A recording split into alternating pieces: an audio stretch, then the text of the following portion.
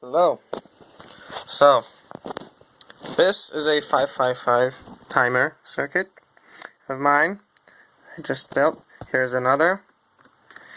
It's really difficult to see with only looking at the camera. Here's another one. So I got a 250 kilo ohm potentiometer. The zoom sucks on this phone.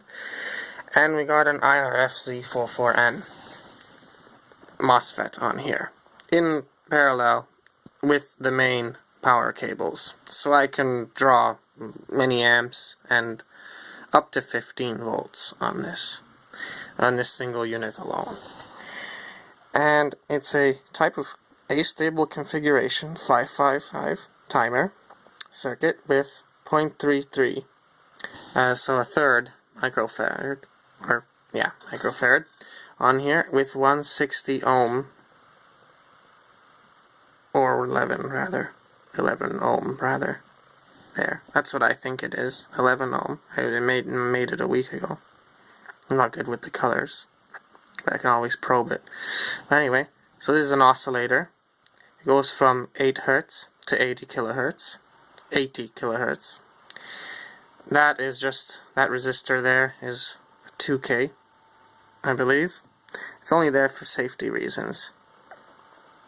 But you don't really need it because this type of transistor does not conduct current at its base, or so-called gate. So you probably don't need it unless you are breaking the transistor. In that case, you would be breaking the 555 timer just as well, with the insulation in the back as well. But this is the other one. 470 microfarad, 1K in the loop. So what I'm doing is on the output, I put a resistor on the output and connected that to number 6 and number 2 pin on the thing, and then out on the main line is the capacitor, and it looks like this.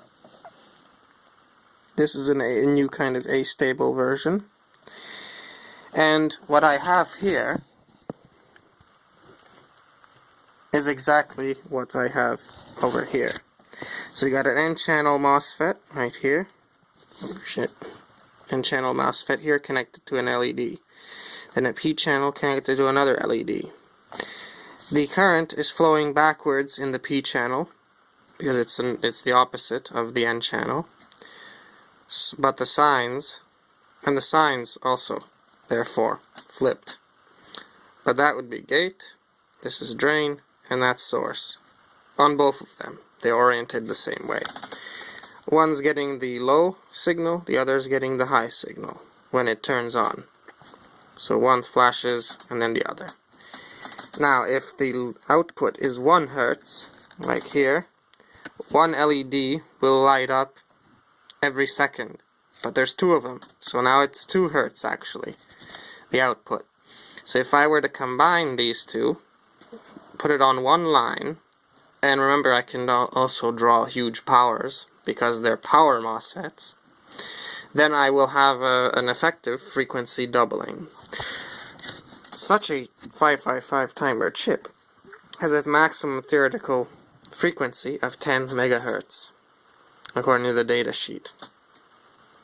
And you can effectively do 20, because the MOSFETs, they work up to 20. So they're actually faster than this IC here. So you can achieve 20 megahertz with these.